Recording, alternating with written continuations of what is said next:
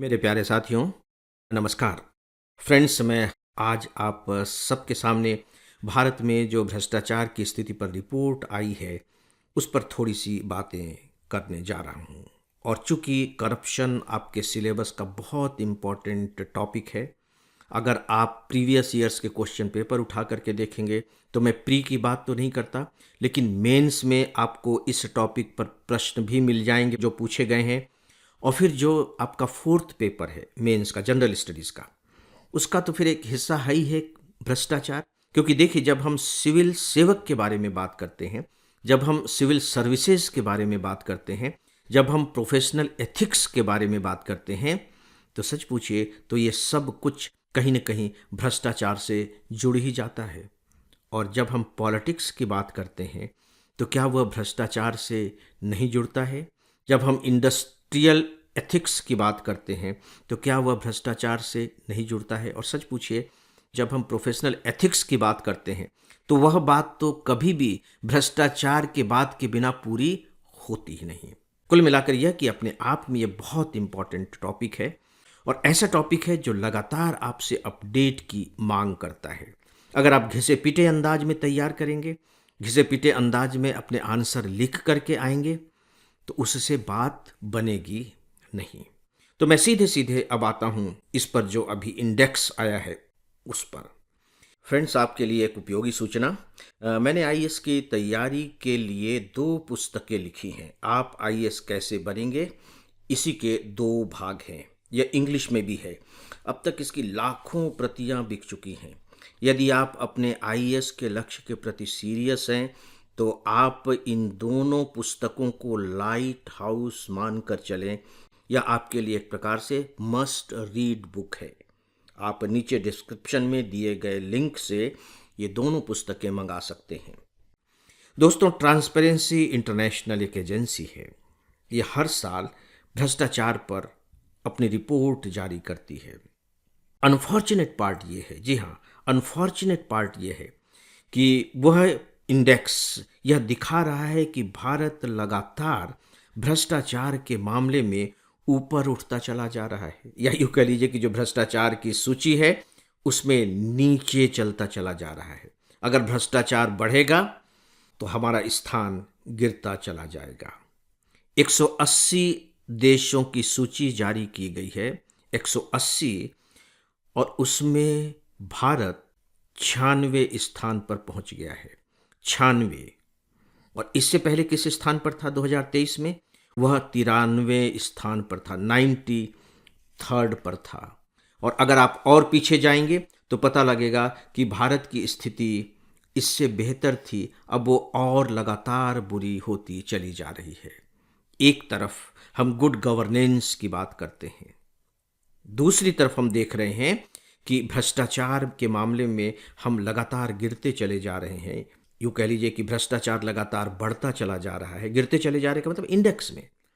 तो सवाल ये उठता है कि यदि भ्रष्टाचार बढ़ता चला जाए, तो क्या हम कह सकते हैं कि हमारे यहाँ गुड गवर्नेंस की स्थिति है? मैं गुड गवर्नेंस की बात इसलिए कह रहा हूँ क्योंकि गुड गवर्नेंस भी आपके टॉपिक में है।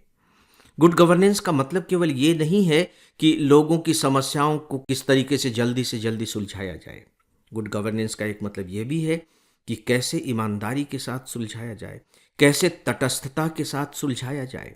पब्लिक को जब ये लगता है कि नहीं, इससे बात नहीं बनेगी, मुझे न्याय नहीं मिलेगा, या यूं कह लीजिए कि मैं गलत काम के लिए ही स्वीकृति चाहता हूं गवर्नमेंट से, तो सीधी सी बात है कि मैं भ्रष्टाचार का सहारा लूंगा। और अगर मेरा वह सहारा काम कर जाता है, तो फिर आप इसे कैसे गुड गवर्नेंस कहेंगे? और यह सच में यदि यही गुड गवर्नेंस है, तो फिर बैड गवर्नेंस क्या है? दोस्तों, ये बहुत ही दुर्भाग्यजनक स्थिति है। कुछ और डेटा है कि भारत का जो कुल स्कोर है वो 38 है। मैं 38 स्कोर की बात आपको इसलिए बताना चाह रहा हूं कि ये जो सूचकांक आता है, इसमें टोटल 100 मार्क्स दिए जाते हैं, 100 अंक होते हैं, राइट?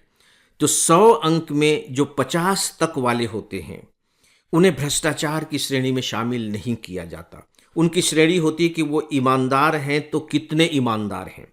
उदाहरण के तौर पर, अगर हम सबसे ईमानदार देश के बारे में जानना चाहें, तो सबसे ईमानदार देश है डेनमार्क, और पांचवा यह साल है जब वह सबसे कम भ्रष्ट देश है, या यूं कह लीजिए कि न्यूनतम रूप से भ्रष्ट है, आप इसे इस रूप में भी कह सकते हैं। फिर फिनलैंड। आप देखेंगे कि ये जितने भी इस तरह के देश हैं, स्कैंडिनेवियन कंट्रीज जिन्हें हम कहते हैं, फिनलैंड है, डेनमार्क है, स्वीडन है, नॉर्वे है, ये केवल भ्रष्टाचार के ही मामले में बेहतर स्थिति में नहीं है, बल्कि सच पूछिए तो अगर आप हैप्पी इंडेक्स देखेंगे तो पता लगा कि वहाँ के लोग ज़्यादा खुशहाल हैं। तो ये अलग तरह के देश हैं।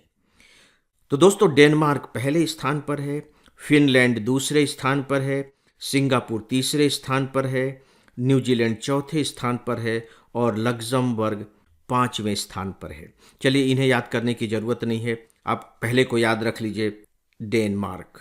और लास्ट में कौन है? साउथ सूडान, सबसे भ्रष्ट देश साउथ सूडान।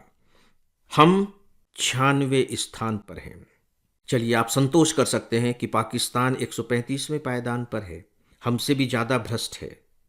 श्रीलंका 121वें स्थान पर है। मैं पाकिस्तान और श्रीलंका की बात इसलिए कह रहा हूं क्योंकि हम ऐतिहासिक रूप से देखते हैं श्रीलंका को, लेकिन पाकिस्तान तो हमारा हिस्सा रहा है, तो हमारे लिए खुशखबरी हो सकती है कि भैया उससे हम कम भ्रष्ट हैं। लेकिन तब आप क्या करेंगे जब आप ये सुनेंगे कि चीन 76वें स्थान पर है, यानी कि चीन की जो स्थिति है भ्रष्टाचार के मामले में हमसे थोड़ी सी साफ सुथरी है। क्योंकि चीन के बारे में इसलिए जानना जरूरी है कि हम जब भी अपनी तुलना करते हैं तो चीन से तुलना करते हैं, चाहे विकास के मामले में हो, जीवन स्तर के मामले में हो, या और दूसरे मामले हों। तो जब हम भ्रष्टाचार के मामले में तुलना करेंगे तब चीन को हम अपने से बेहतर स्थिति में पाते हैं। दोस्तों, दो और महत्वपूर्ण बिंदु, दो में से पहला महत्वपूर्ण बिंदु यह है कि दुनिया में अगर हम दुनिया को एक साथ मिला लें तो 100 में से लगभग 85 लोग भ्रष्टाचार के माहौल में जी रहे हैं। सोच करके देखिए, भ्रष्टाचार के माहौल में जी रहे हैं 100 में से 85 लोग, यानी कि 85% लोग भ्रष्टाचार के शिकार हैं। सोच करके देखिए, 85% लोग। और रिपोर्ट में जो दूसरी चौंकाने वाली बात आई है, देखिए, हम ग्लोबल वार्मिंग की बात करते हैं। ग्लोबल वार्मिंग से बचने के लिए पर्यावरण को बचाना जरूरी है। तो सवाल यह है कि आप पर्यावरण को बचाएंगे कैसे? इसके लिए लगातार सम्मेलन हो रहे हैं कि कैसे पर्यावरण को बचाया जाए। पूरी दुनिया चिंतित है। और मजेदार बात यह है कि ये जो करप्शन परसेप्शन इंडेक्स आया है, CPI, इसमें ये चौंकाने वाला तथ्य दिया गया है कि जो भ्रष्ट ताकतें हैं ये पर्यावरण के प्रयासों को असफल कर देती हैं। कैसे करती हैं? पर्यावरण को सबसे ज्यादा नुकसान कौन सा वर्ग पहुंचा रहा है? इंडस्ट्रियल वर्ग, उद्योगपति, आप दूसरे शब्दों में कह सकते कारपोरेट्स। तो ये कारपोरेट्स बकायदे भ्रष्टाचार के माध्यम से ऐसी अनुमतियां ले लेते हैं कि इन्हें पर्यावरण को नष्ट करने का वैधानिक अधिकार मिल जाता है। और यदि अधिकार नहीं भी मिलता और यदि ये अपने पर्यावरण को नष्ट कर रहे हैं तो मुसीबत ये है कि इनके ऊपर कार्यवाही नहीं होती है। उससे भी बड़ी मुसीबत ये है कि यदि कार्यवाही हो भी गई तो इन्हें कोई दंड नहीं देना पड़ता।